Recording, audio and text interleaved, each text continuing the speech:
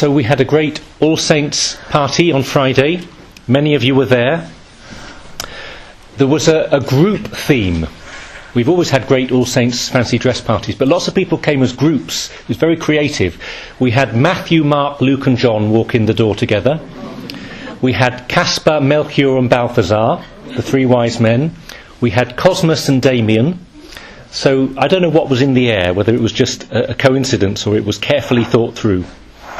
But of course Friday night was overshadowed by the scandal of the rigged election, meaning I didn't win Best Costume. But I did win, unofficially, Most Obscure Saint, together with Tom, who came as Peter Morin. Is Tom here? Anyway, Tom got joint first prize with me as Most Obscure Saint. I came as, hands up if you've heard of him, Blessed Serafino Malla. That proves my point, doesn't it? Yeah. Serafino Malla, also known as El Pele, that's his nickname, the strong one, the great one, like the football player. Serafino grew up in Spain in the late 19th century. He was a Romany gypsy. In the UK we talk about the travelling community, but in Spain it's often common to talk about the Roma, the Romany, the gypsy communities.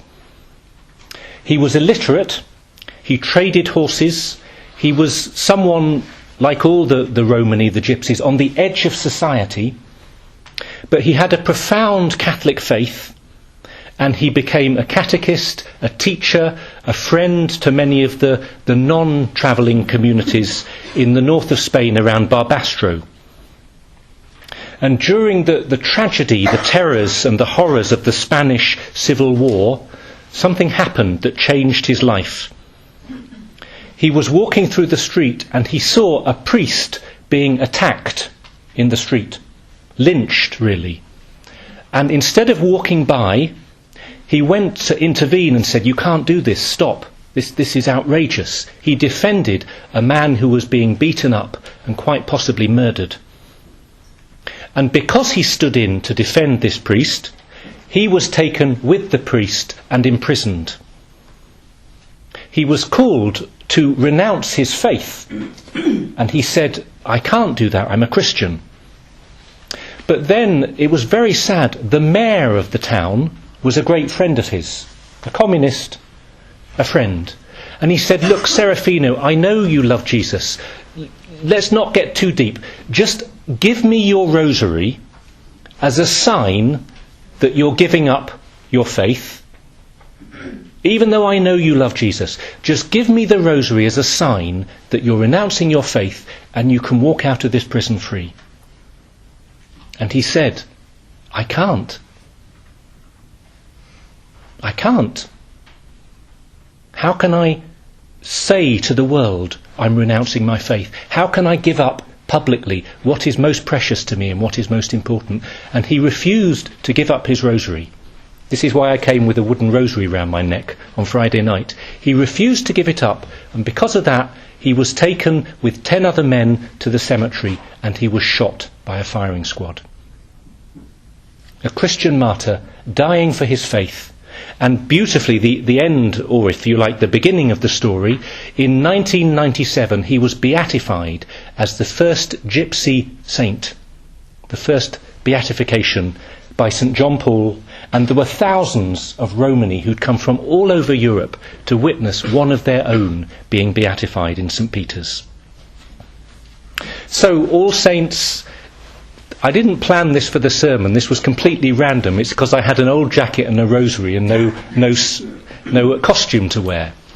But just, it leads to a question which helps us to understand the scripture readings today, which is, from the story of Blessed Serafino, what do we learn about the Christian understanding of the human body? The human body. Well, the first part of the story, the priest attacked in the street, we learn about the fundamental value of human bodily life, the dignity of the human person, that someone is being attacked, an act of violence, And this isn't something you can just ignore or say, oh, it doesn't matter, we believe in the soul, we believe this priest will go to heaven. No, if someone's body is being attacked, they are being attacked.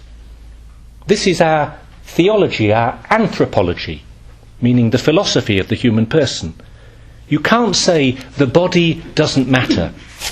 It is of fundamental importance. And that's why it was so wrong that the priest was attacked, and so right that Serafino went to help him. But we also learn from the witness of Serafino's martyrdom that though the body is of fundamental value, it is not an absolute value. Because sometimes we will need to sacrifice it, to let go of it for a greater good. And all of us, at the end of life, will have to let go of it. Serafino is a martyr, like the Jewish martyrs that we read about in the Old Testament reading from the Maccabean period. He loved his life as a gift from God, but he was willing, like the Jewish martyrs, to give up his life for something greater. In this case, to witness to his faith and to witness to the hope of resurrection. So in this sense, bodily life is a good, but it's not an ultimate good. It's relative to something greater, the hope of the bodily resurrection and the truth of our faith. All of this is the Christian theology of bodily life. And let me just summarise it if I can. So our body is a gift. It's part of our dignity as human persons. And this is such an important phrase, such an important teaching. As Christians, we believe in the unity of body and soul. That there is a material aspect to our lives and there is a spiritual aspect to our lives. Both are essential. We are not, to use the philosophical jargon, dualists, as if the body is only secondary or accidental to our spiritual life. We don't believe, as it were, in the soul inside the body, like, using another phrase of a philosopher, a ghost in a machine. We believe in embodied souls. Or put it another way, ensouled bodies. We are a unity, the unity of the human person, body and soul. And the fundamental dignity of our lives as human persons, as bodily creatures. Not because of your talents or your abilities or your external beauty, but simply because you are human. You are a son, a daughter of God. And this is true if you are unborn in the womb. It's true if you are forgotten by society. It's true if you are in prison. It's true if you are sick. It's true if you are dying and near the very end of your bodily existence. This is put so beautifully by St. John Paul II in his encyclical Evangelium Vitae, which some of us were studying two weeks ago here at a medical ethics conference. That your dignity is not because of what you can do. Of course, what we do is a sign of that. To speak, to love, to laugh, to share, to think, to create. But your fundamental dignity is because of who you are. And your ability to love and to be loved. And if you're not capable at a given moment of loving, you are certainly capable of being loved. And that dignity can never ever, should never ever, be taken away from you. I've had 2 conversations by chance about reincarnation this week. Yeah? So it's just worth underlining this in case there's any doubt for any of you. As Christians, we don't believe in reincarnation, that the soul can hop around from one body to another. We don't believe in just reanimation, meaning, we die and then we just come back to life in the same way. like a continuity, like Lazarus coming out of the tomb. We believe, as Christians, in bodily resurrection, that our life will be given back to us, our bodies will be raised from the dead, but now glorified, sharing in the divine life of Jesus Christ. So there is a continuity. This is my body, raised from the dead, but it is glorified in a way beyond our understanding. This is the message of the gospel story today. This poor woman, it's a story, okay? It's a parable, as it were, who has 7 husbands dead, and she meets them all in heaven. It's not about their continuing married life together, says Jesus. She will meet them.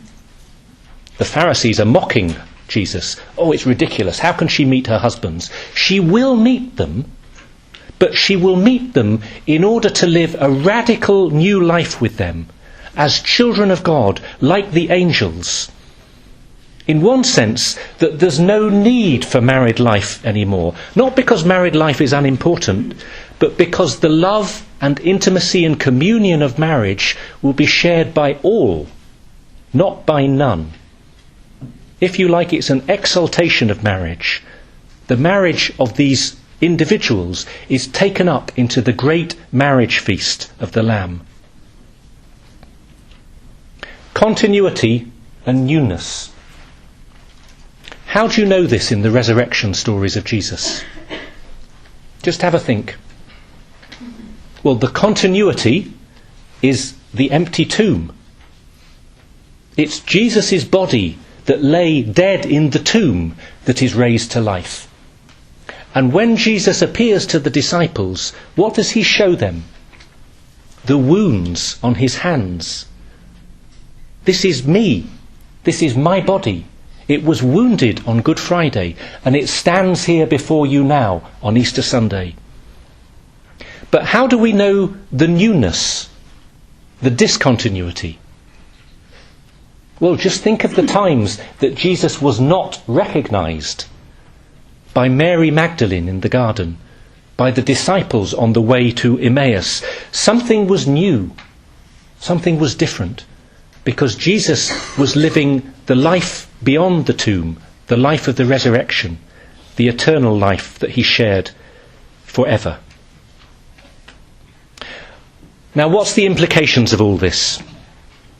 We've had an understanding of the Christian understanding of the body. Well, first of all, it's that we have a profound respect for human bodily life and for our own bodies and for the bodies and the lives and the dignity of others. To care for our bodies, to honour them, not to harm them, not to disregard them. To honour the bodies of others.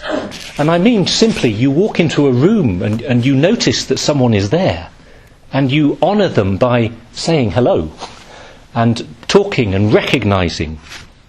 The respect for another starts with very simple things. Our care for the poor and the sick, the wonderful tradition of Christian medicine, going beyond Christianity to the Hippocratic Oath. This is a line that you medics and healthcare professionals would recognise from the ancient Greek Hippocratic Oath. And I quote, this is over 2,000 years old. "Into whatsoever houses I enter will enter to help the sick, and I will abstain from all intentional wrongdoing and harm, especially from abusing the bodies of man or woman, bond or free." And a lovely sign of this honouring, some of you will have heard this before, but in the ancient wedding vows, in the Christian tradition in England, these are the words that are used.